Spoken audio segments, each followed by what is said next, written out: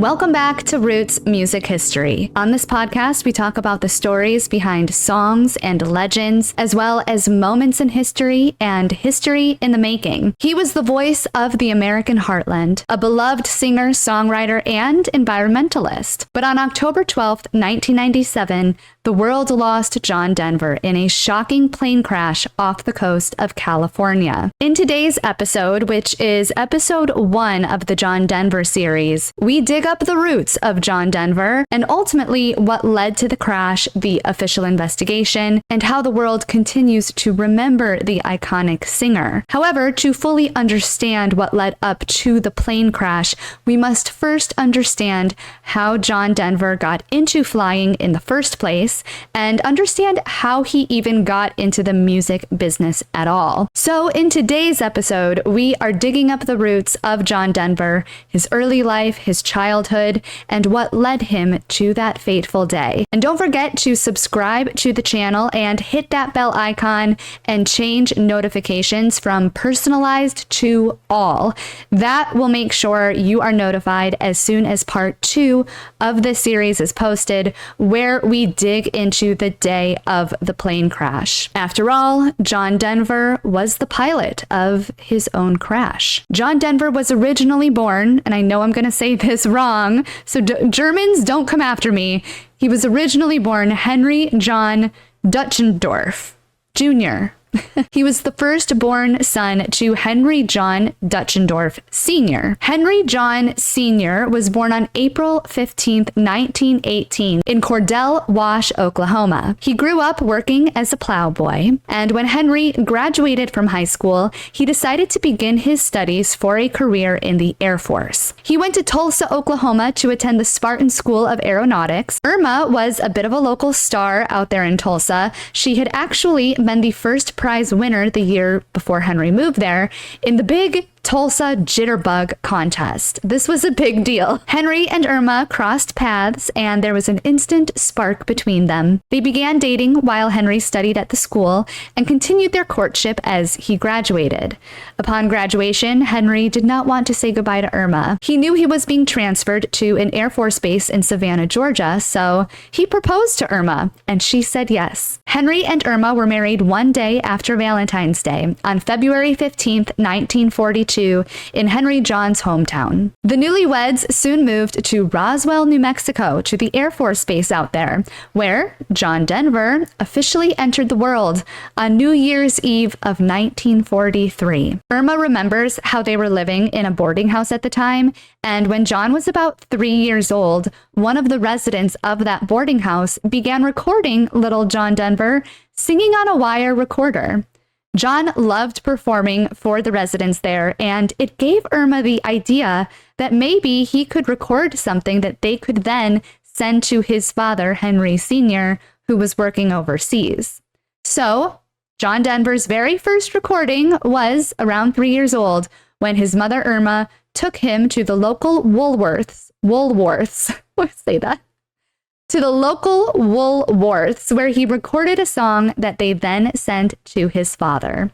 Due to his father's position in the Air Force, Henry John Jr., aka John Denver, moved around quite a bit as a child. While this may have created an unstable and difficult environment for most children, for John, he absolutely loved exploring different parts of the world and traveling. But one thing he loved more than traveling itself was coming home. One of the bigger trips he took was when he was about 5 or 6 years old. I found this record from January of 1949 showing John Denver traveling back with his family from Japan to Seattle, Washington on the Fred C. Ainsworth ship. The family's final destination, of course, was Tulsa, Oklahoma. It seems like no matter where this family went in the world, they always seemed to find their way back home to Oklahoma, which of course speaks to John's music with all of his songs like Back Home Again and Country Roads Take Me Home. Irma, his mother, said that his song Back Home Again was her favorite. She said it always reminded her of going back home to Oklahoma. After all, Irma's mother was still there. Irma's mother had a huge farm in Corn, Oklahoma, where John would spend his summers as a young boy. He learned how to do hard labor and appreciate all that went into homesteading. John developed a really special relationship with his grandmother, and it was actually his grandmother who bought John his very first guitar the year that he and his family were set to move away from town. He took this guitar with him when the family moved from Oklahoma to Fort Worth, Texas in the mid-50s. John was about 11 or 12 years old at the time. His dad took a position at the Carswell Air Force Base there. John attended the Arlington Heights High School in Fort Worth, and these were his most formative teenage years here in Texas. John wasn't very popular in school and didn't play any sports or anything like that. He spent a lot of time alone with that guitar his grandmother gave him, and he did a few folk performances around town, but he never really formed a band or performed in a band or anything like that, like what we see with some of the other roots documentaries we do here. In fact, after being in one place for 3 years, John started to feel antsy, perhaps. One day during John's junior year of high school, he took his father's car without permission. And he didn't just take this car to go run a few errands. Oh no, he actually drove out to California. He literally ran away from home. His goal was to reach LA and immediately begin work as a musician. But John had no clear plan. He was a kid. No apartment lined up, no friends or acquaintances to meet out there, no job, of course, that probably goes without saying. Literally no plan at all, just his father's car and his guitar. When his father came home from work that day and realized the car was missing, he somehow used his Air Force connections to track John down and figure out where he was. Now, John, like I said, was driving from Fort Worth, Texas to California, and it seems like his father didn't officially track him down until John had reached California. I'm not clear if John was staying like at a hotel or a motel, checked in somewhere, used his dad's credit card or something, or maybe he called local authorities. I have no idea how his dad found him, but he did. And by then, John's dad was a lieutenant in the Air Force, so he definitely held some rank, and he flew out to California himself to find John and bring him home. You can imagine that when John got back, his parents were really not happy with him, especially with his dad's military background. His father valued structure and rules and good behavior, to say the least. His parents forced him to go back to high school and graduate. But it had already been made very clear to everyone, John Denver was never meant to stay grounded. After high school, John enrolled at the Texas Tech University in Lubbock, Texas. He signed up for a major in architecture and a minor in music. In an attempt to get the full college experience, he also joined the Delta Tau Delta fraternity. He finally, also formally, joined his first band, a group called the Alpine Trio, and together they began playing locally around campus. After about 2 to 3 years at college, though, John could not ignore this itch to go to California and really pursue a career in music. So in 1963, much to his parents' dismay, John dropped out of school and left for LA.